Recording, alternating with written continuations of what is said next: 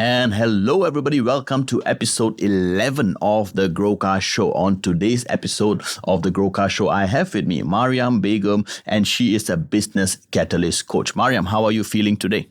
I'm feeling great. It's a wonderful Saturday, I would say. Nice and sunny. Beautifully said. And Mariam, I like to ask this question to every guest that comes on my show. What does being better than normal mean to you?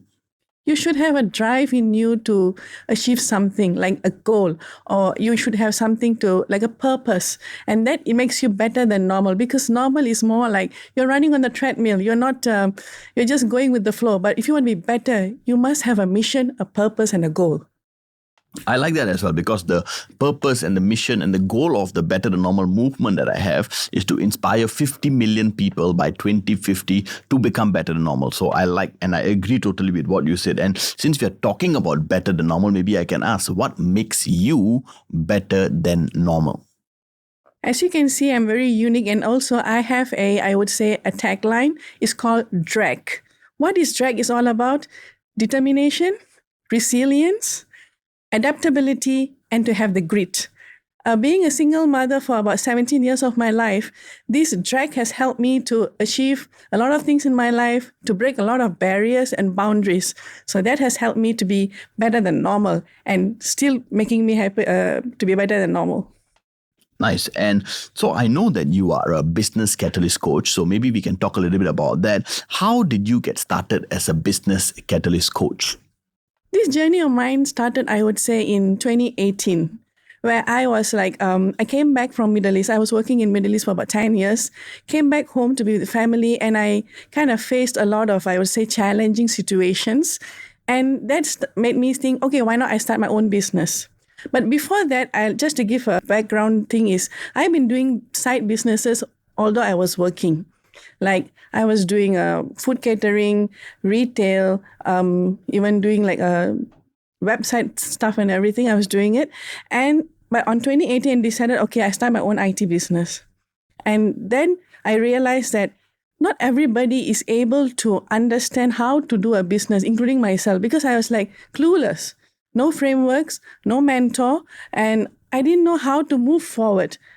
And then when I had the chance to move again to Middle East to promote my business, and I had a chance to go for this startup challenge, which was organized by the government, and and that is where I realized and I discovered all these frameworks which are so mind-blowing. And I said, if this can help me, I can use this to help a lot of people. And that sparked me to become a business catalyst coach. I like it. I like how the story went from Singapore to Middle East, and that's when actually, the catalyst actually came about as well. Yes. And I remember, Mariam, when we had a conversation before the interview, we were talking about, I said, side hustle. I know that you don't really like to use the word side hustle. Maybe tell me a little bit more. Why do you feel that the word side hustle is not appropriate when starting a business? Okay, what I feel is when you say side hustle, it's more like you are not being very committed to your business. It's more like, I have a job, I have money. This is, if it happens, happens. If not, it's okay. But whereas if you're in a business, it's a totally different ballgame, because you're committed. You have a passion, you have a purpose, you have a goal, and you are like, no, I have to make this happen. So the feel and the way you approach is totally different between a side hustle and a business. The mindset, right? The mindset Yes, is very, very different. Mindset, Very different as well. So we know, Mariam, now I like the story of how you went to the Middle East and got started. So for yourself, what are you currently doing full time? Currently, I'm working for Guarantor Academy as their business growth strategist who's looking into expanding the business internationally. And also, I am their certified project management trainer. And I'm also looking into that. So this job is a very interesting one, because I didn't apply for it. In fact, I got headhunted for that. They saw my videos in LinkedIn, and the CEO approached me and said, hey, we have this position. Would you like to take it? So it was just fell on to me. Yeah, and I'm so glad that it happened. And it's real that, getting headhunted because of videos, I think is quite amazing, right? So let's talk a little bit about that. Since you posted a video on LinkedIn and out of nowhere, a money-making opportunity fell in your lap, right? So how important is it to post videos consistently on social media platforms like LinkedIn, Instagram, Facebook? Okay, I was doing this video posting from beginning of this year consistently, and what I realized is people could see the authentic person of me, and I'm able to share my business knowledge and also the knowledge I want to share with them, and being consistent, and they could see that I would say the flair of how I'm talking, because it's also important how you present yourself. And these things actually kind of attract the attention and the audience. And this CEO is one of those, although I knew him before then, but he started seeing my videos, the content where I was talking about business, I was talking about project management, and it really made sense that, okay, why not we get her into our team? So sometimes you don't know, you could think that it's just a simple video, but that video could be your life-changing, I would say, a spark.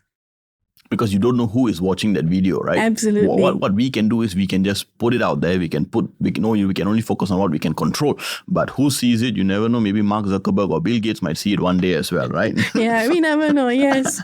And so we know about your full-time gig that you have as well. So you also say that you are a business coach. But how come you have a full-time job if you're a business coach? If I don't walk my talk, how will I get the trust, and how can I be authentic to myself, and how to serve people who I want to serve?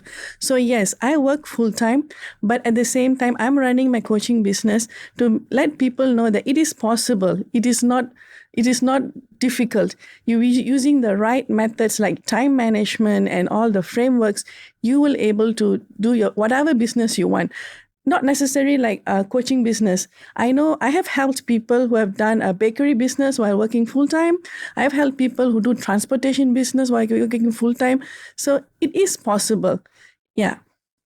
I agree with you, sir, because I myself have got multiple businesses at one time. So to me, how I see it is like in school, you got different modules, right, which are not related. So you're just studying for the modules as well. But I want to go a little bit with regards to the mindset of starting a business, or with regards to the goals of having a side business, right? What should be an ideal target income for somebody who starts a side business?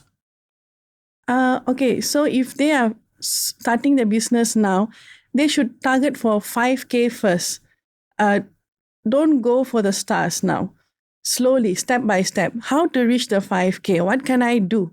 And how many, like maybe I want to serve 100 people. How can I get them? So I would tell them to start with a 5K. Yes. 5K per month consistently. Yeah. And then slowly scale it to 10K. Nice. And tell me a little bit more, Mariam. Maybe we can go a little bit further back. Tell me about your real life business experience before you became a business coach. Sure. So as I was telling before, I started a IT solutions company in 2018, and I was trying to grow it in Middle East. And that's where I realized that without these frameworks and without this support, I would not be able to move further. And at the same time, I learned a lot of hard lessons. I lost a lot of money, a lot of partnership, people, and of course, the trust was also lost.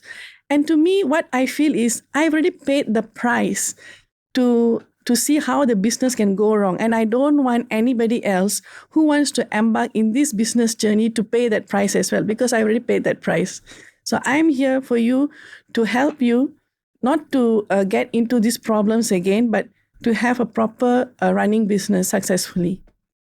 Nice. I like that. And you mentioned a little bit about trust, right? How important is trust for business owners and their potential clients? How important is the bridge of trust? Or maybe if I can reframe the question, how can business owners get their potential clients, right, to trust them faster? Okay, so for me, what I found out is first you have to be authentic, and you have to be very transparent with your service and your product. If you have a defect in your product, because all products are not 100%, be upfront about it to your clients.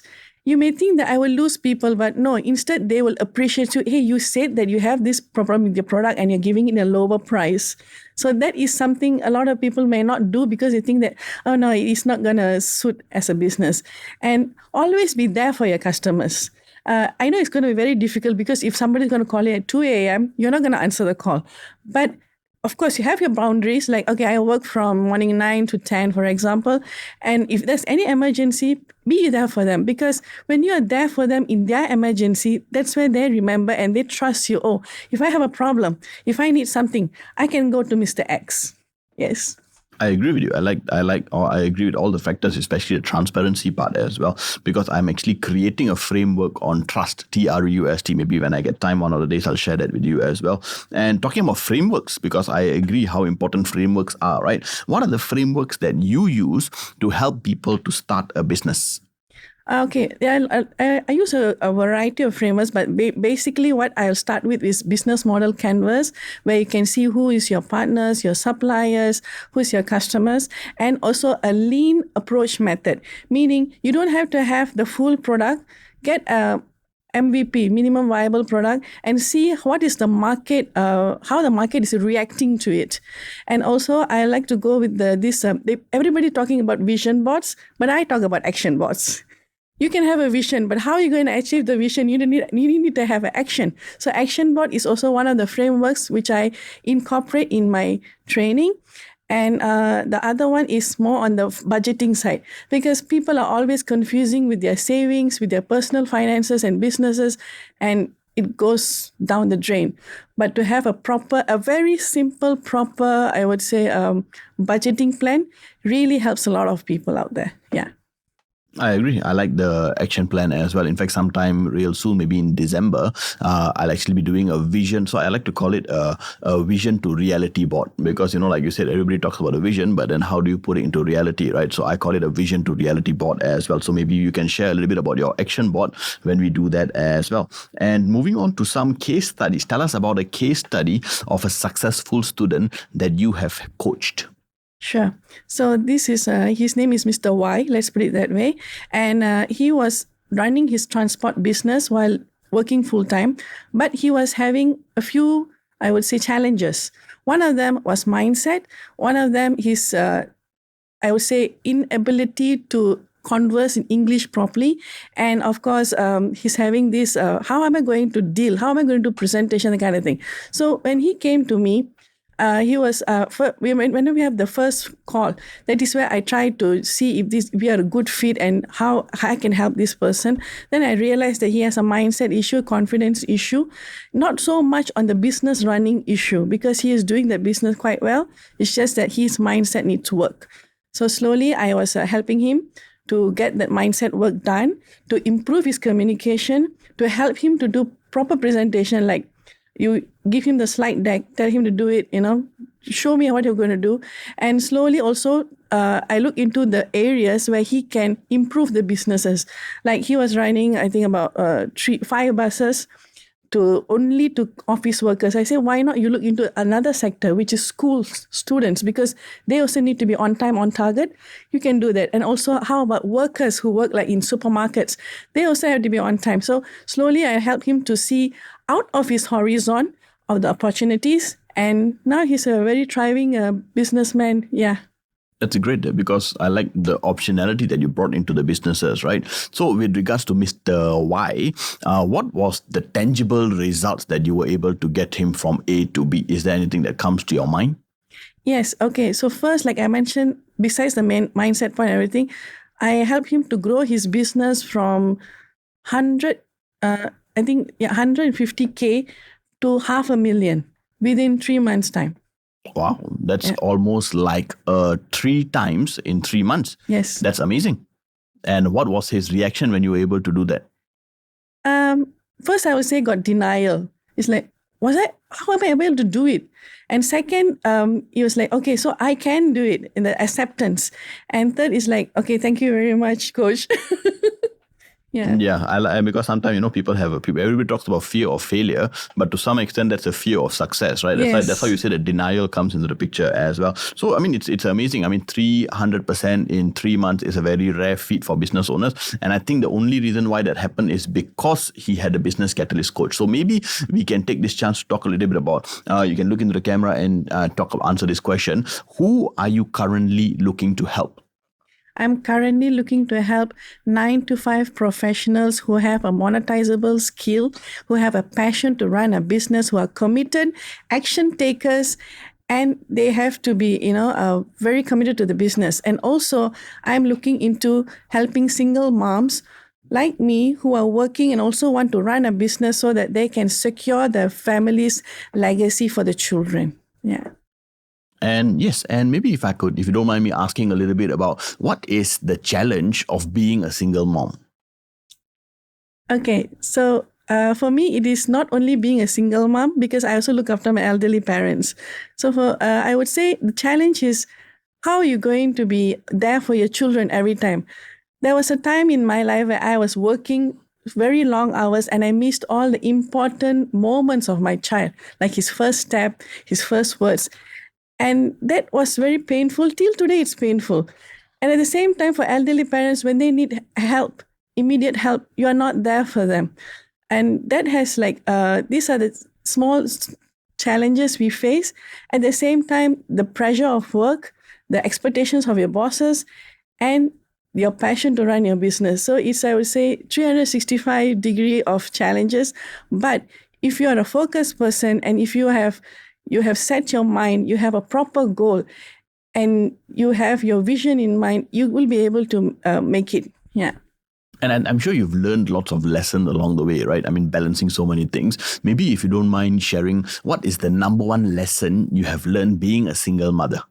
The number one lesson is to be there for your family no matter what. Because I was prioritizing my work, prioritizing my business, and missing so many important moments of my son with my family because I was working overseas. So 10 years, I'm literally out of the country, not being there, not only for my immediate family, also for my extended family.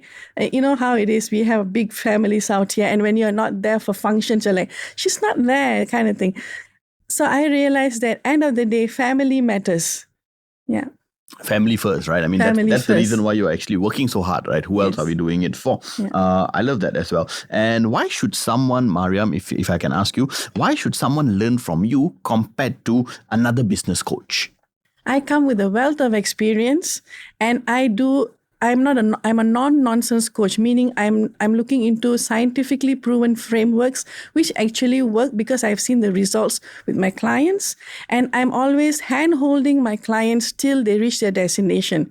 It's not like, okay, if it's X number of months, that's it, you're on your own. I'm not like that. I want to ensure you reach your end goal, even if it's beyond what we have agreed on, because that's my commitment to my clients. At the same time, I'm working and I'm also running a business. So I'm an ideal person who will understand the challenges, the setbacks, the tiredness and everything. So I can resonate with with my clients, with the people who want to work with me. They will know, okay, she understands because she's going through that.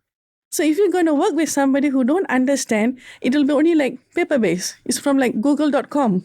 But I'm not google.com. I'm a real person. I agree. I mean, that's why a lot of Harvard lecturers on business or Oxford lecturers on business, there's a reason why they are not business owners, right? There's a reason why they're lecturers, because it's very different practical and theory experience. So I agree with you on that as well. And maybe because, you're talking about people who want to start a business, right? What is the number one advice you would have for someone who is unsure if they want to start a business or not? Identify your passion and your purpose. There have been instances where people have approached me and said, I want to start a business. But when I ask them, what's your purpose and what is your passion? They're just like, no, I think this idea is working, so I want to use that idea. No, you have to be invested in your business, and you have to have the calling in you to start. And it's not everybody will have it. Let's face it, not everybody can be a business person, and not everybody can run dual roles or triple roles.